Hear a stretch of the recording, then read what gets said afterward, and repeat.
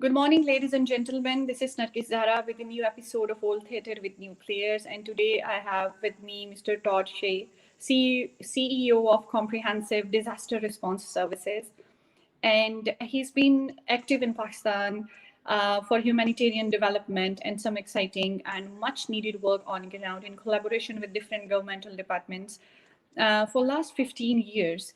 And he is more Pakistani than many of the Pakistanis.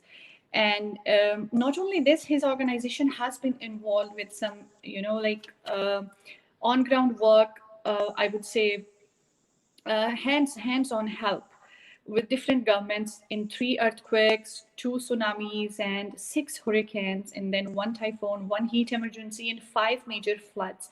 And I was reading that his organization has helped about 3 million people in improving their lives and their conditions, or reaching out to them, and especially in the health sector and rehabilitation. So that's a great, impressive humanitarian work. And I would say that I feel lucky to have him on board. Thank you so much, Mr. Todd, for sparing this time for us. I'm really honored to have a humanitarian on this chair with me. Well, it's an honor to be on this show, so thank you for having me. Pleasure. So, to start with, when I was discussing with you this pre-interview session, so I came to know that you have actually busted some myths of mine about that country, Pakistan. So, first thing first, the situation of women in that country is something which people think about is like deplorable. It's a gloomy situation or state of the things for Pakistani women. And now that you also have your wife, Ms. Fawzia, from Pakistan, so what's your take on it? Are they really as suppressed as people think? Well, I can tell you, Fozia is quite independent, successful person, and in our marriage, she's definitely the boss. And I've noticed in Pakistan and being there the last 15 years that there is a lot of very, very strong, uh, wonderful, assertive, powerful, brilliant, successful women in Pakistan. On the other side of it, though, because of poverty and because of some of the misogyny uh, that not only exists in Pakistan but in the world, there are problems, as there are in every country, for women, and those women should be protected. Because I think the biggest problem in Pakistan is the impoverished people. Of course, that affects not only uh, men and women and children as well, all families and all society. So the poverty is a very big thing. Also, poor governance and not a good systems of accountability for lawbreakers. And so, unfortunately, there are uh, people who are abused, and many of them are women. But overall, in the entire situation of Pakistan in the last 15 years that I've been there, I've met too many strong, wonderful, successful women who are not only in their families but also powerful in society. Uh, I've met too many to believe that stereotype that all women are subjugated uh, and oppressed. So there's a little bit of both going on, but I would say that women in Pakistan are definitely much more stronger and more powerful than how they're portrayed often. That's again such a comprehensive thing, because you just hinted on the impoverished kind of situation on ground, which is it's more social, it's more economic, it's more governmental, and it's more structural than it is about the psychology towards women. But yes, that misogyny is something which is universal. It's something about a human psychology. It's not specific to a culture or a society. And that reminds me, I met a fellow in USA, and I introduced myself. It was first time we were meeting, and I told him that I'm from Pakistan, because of this hijab. He thought that I could be from any other Islamic country. So when I told I am from Pakistan, he said, "Oh, that country where there are, acid incidents against ladies." And I was like, "Oh my God, no, no, no!" Like, oh, fine, there are news, there are such sad incidents, but um, like not everyone, not in my circle, not a single lady in my circle has gone through it, thanks God. And there are rare, there are unfortunate things, but yes, the impressions. Thank you so much for your take on it, because you are not born on that on that land, but you went there. And then I read about your profile that there is this, I would say, awesome venture of House of Blessings. It is such a welcoming kind of thing. If there is this signboard on a building that this is House of Blessings, then I would like to just go there to feel that welcoming gesture of that house. So what is this about? When did it start? Well, I'd love to tell you a lot about that wonderful project. One thing I wanted to touch on just real quick is that, even in the United States, where people look up to, around the world, look up to the United States for women's rights and things like this, women here have, in many cases, not been treated properly, and they're in America is a place where women have freedom and opportunity, and yet even here there are those incidents which happen. There are those things which happen to women, which are unfortunate. So Pakistan is no different. Unfortunately, the media and sometimes people, for political reasons or for some kind of agenda, they want to malign Pakistan, so they want to make it look worse than it actually is. And sometimes we want to make America look better than it actually is in many ways. So these things happen. As far as House of Blessings is concerned, it is a beautiful project that we started last September. So it's only a year and a few months old. It was a donor that approached me and wanted to do a project to help women or children in need. And my director of operations, Raja Nabil Azad, he wanted to start a support network for widows and orphans. So between the donor in the States, Fatima Khan, wonderful, wonderful lady, and another amazing example of a successful and wonderful woman, Muslim, Pakistani, American. She's all of those things, and she's just an incredible person. Maybe you'll get a chance to meet her sometime. But she funded, enabled us to start House of Blessings, and it was Nabil's idea. So we put it together. I actually hadn't been thinking of doing a home for widows and orphans of any kind, because we were so busy with our water projects and our youth projects and our healthcare projects and our construction projects and all the things we're doing. So I just didn't think of doing that. We have no expertise in our organization before of having started an orphanage or anything like that. So I was at first skeptical that we can have the expertise to try it, but with the donation and with Nabil, we were able to start, and we hired Zafreen, who is a social worker, and she has experience in these kinds of projects. So we have her and another young lady, Karishma, who's a teacher, and those two constitute our staff at the House of Blessings.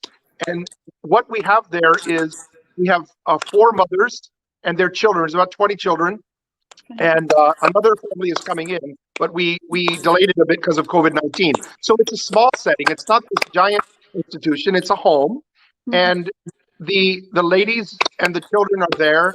The children are taken to a good school. The mothers and the children have a nice place to live and good food to eat. But beyond that, we also give a lot of psychosocial support, counseling, occupational therapy for the mothers, and all kinds of ways to open up the lives of the children and the mothers, so that they become confident and productive members of society, which eventually would not need House of Blessings, and then someday can come back and help the new people at House of Blessings. So that's basically, it's a little over a year that it's run, and the change in the children and the mothers has been nothing short of spectacular. It's been a transformation of their lives. And I asked, one day I was there and I asked the children, I said, what do you like most about House of Blessings, about being at House of Blessings? And they said, well, the food is very good. It's nice to be able to have a meal every time, you know, breakfast, lunch, and dinner. We didn't always get that before.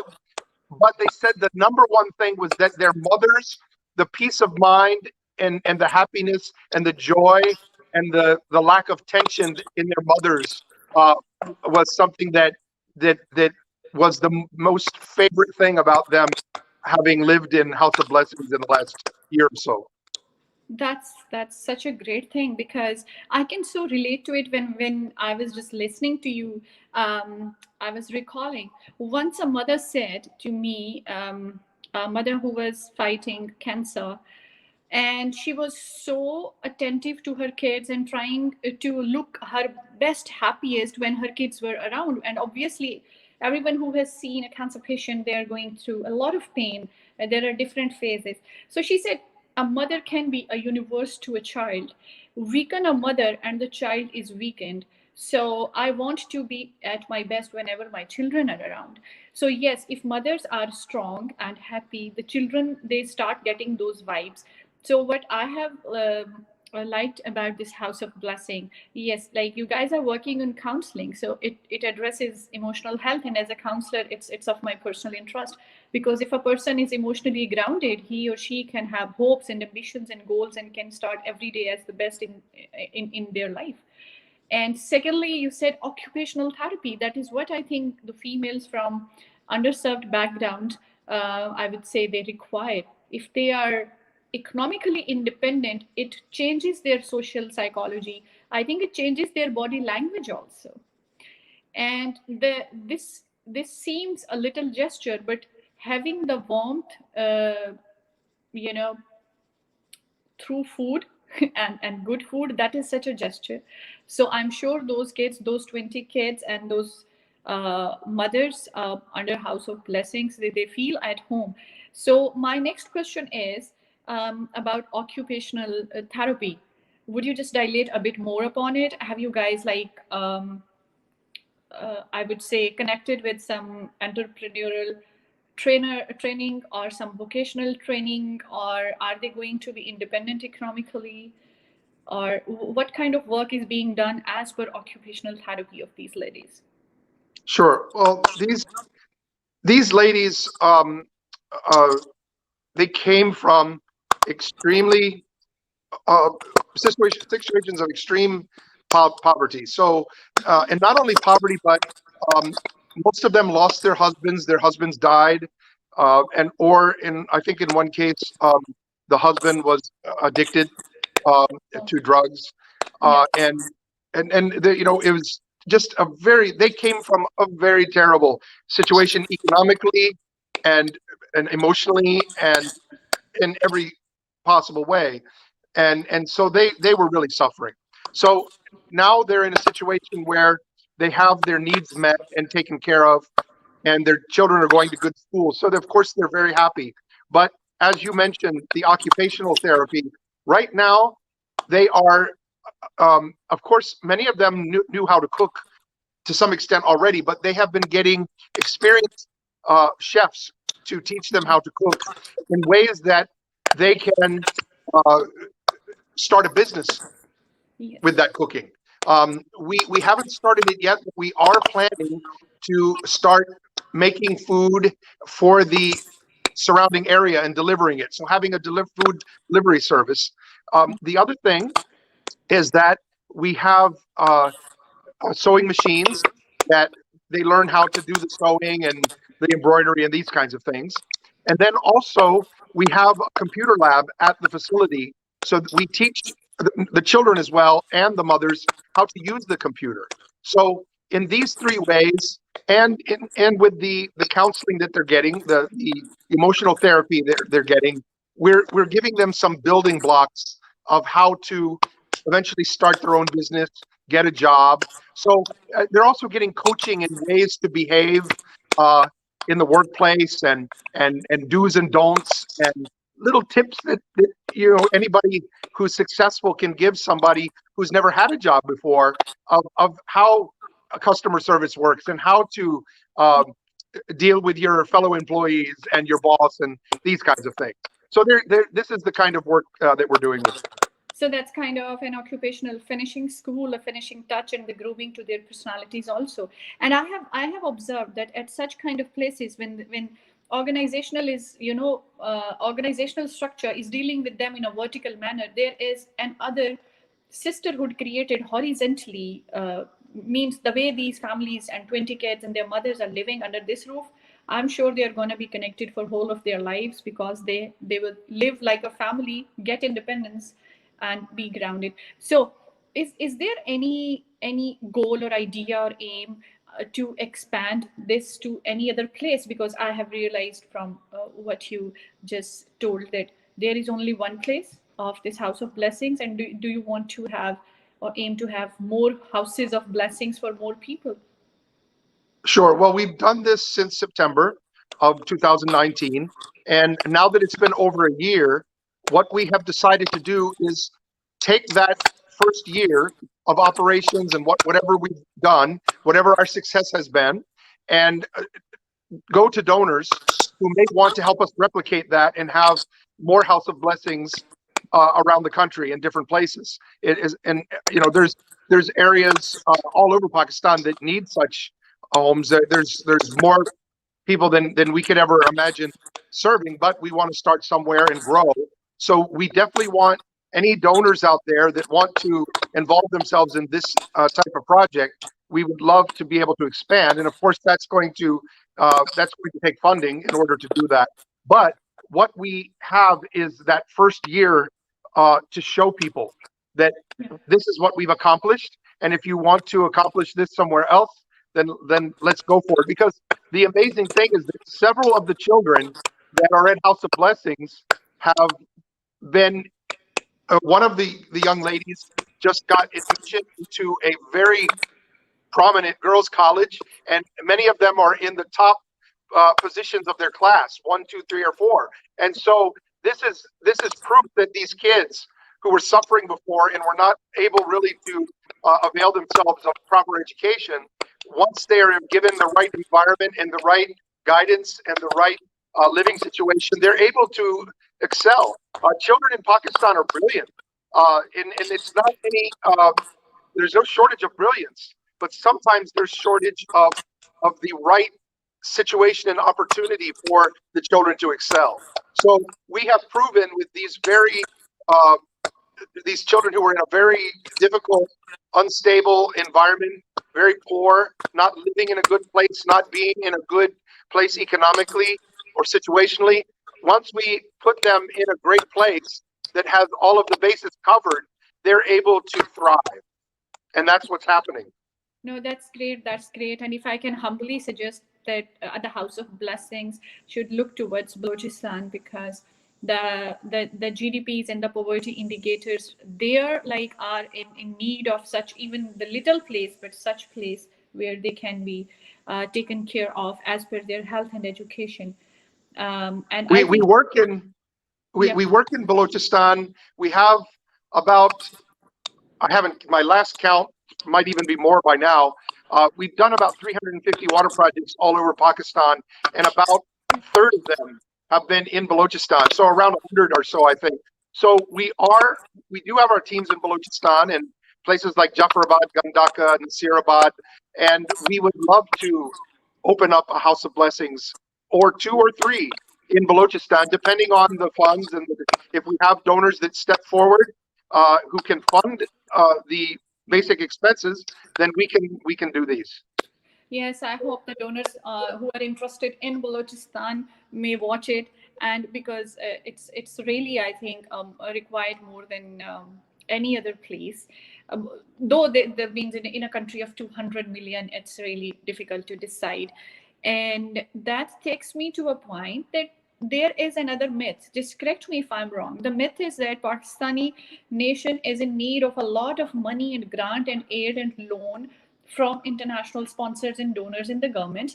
But there are statistics that this is a nation which gives the max proportion of its earning to charity in the name of zakat, which is their religious tax, and they believe in paying it. So as it is part of the belief system, it is paid, and this goes to billions a year. So am I right, or do you have a different observation? Well, my observation for the last 15 years is that there's a little bit of everything in there. You know, there is some corruption and government mismanagement of funds. There is the Yes, some mismanagement is a humble thing to say, but yes, there is. yeah. I guess I'm being generous. Yeah. There is corruption and mismanagement, so that funds that are there don't go to the people they're supposed to, or they don't get utilized properly, or people are paid in government jobs when they're not actually doing anything. They're not serving the area that they're posted to, although they're still getting the check. I see this a lot. Unfortunately, I think there should be more merit and more accountability introduced into the system. I wish that Pakistan and India would stop fighting so they could use their budgets more for taking care of the poor in the nation. Yeah. So a lot of ways it's a vacuum of not only uh, national leadership or international leadership, it's also local leadership. If leaders are just wanting to pad their own bank accounts at any level, then those funds and that their time and energy will not be concerned with taking care of the people who need it most. So I think that Pakistan does have a lot of generosity as well, but I think there probably wouldn't be as need for as much generosity as there is if the poor people were just given their share of, Yeah. from the government not being so corrupt and the people of power not being so corrupt. So, and I think that right now, because of the way that things are working in Pakistan, there is need of some charities and NGOs to help uh, fill that void. But that void can never be filled just by NGOs. And in particular, international NGOs, sometimes they come in with their own agendas, and that may not align with the people of Pakistan or the government of Pakistan in many ways. So I think that Pakistan does have, inside its borders, it certainly has the resources to be independent and developed nation. The problem is the implementation and the governance and the corruption is blocking that. Pakistan has everything. There's no shortage of brilliant human resources. There's no shortage of wonderful children who are capable. But our leaders and our people in Pakistan who are in power, they have to care enough to make sure that those people get the resources they need. And then Pakistan wouldn't need help from anybody, and no nation on earth could do anything wrong with Pakistan that would succeed. If Pakistan itself was able to benefit its people, especially its most poor and its children, in all the ways that are going to ensure success. For instance, everybody talks about 20 plus million children being out of school, but I also want to remind everybody that there's 50 million children who are in school, but those schools are inadequate. Those schools do not have teachers that are trained well. They don't have resources and updated syllabus. They don't have even the most basic teaching methods and teaching aids that will help those children to be able to compete in the global economic society and forums. So these are the things that need to be done. There are some wonderful universities in Pakistan, but unfortunately, they're islands, they're oases of great learning. The public school system in most of the rural districts and most of the areas of Pakistan is inadequate. They teach memorization, but they don't teach children how to think and to question and to understand why things are the way they are. Madrasas that turn out Hafiz Quran students, but the students don't know what the Quran actually is saying, what the words mean. They memorize the words, but they don't know what the words and the concepts are saying. So these are the things that need to be done in Pakistan, quite frankly. Perfect. And I'm running short of time. And my question about youth, like I can't ask this question, and I have a regret for that. But my takeaway points are, yes, the country is great with great people who are willing to learn and transform their lives, even most poor of them. And yes, if even the share of every sector and community is given to them by good governance and by non-corrupt means of, I would say, departments and system and democracy, bureaucracy, I would say. Yeah, That and would be systems of enough. accountability.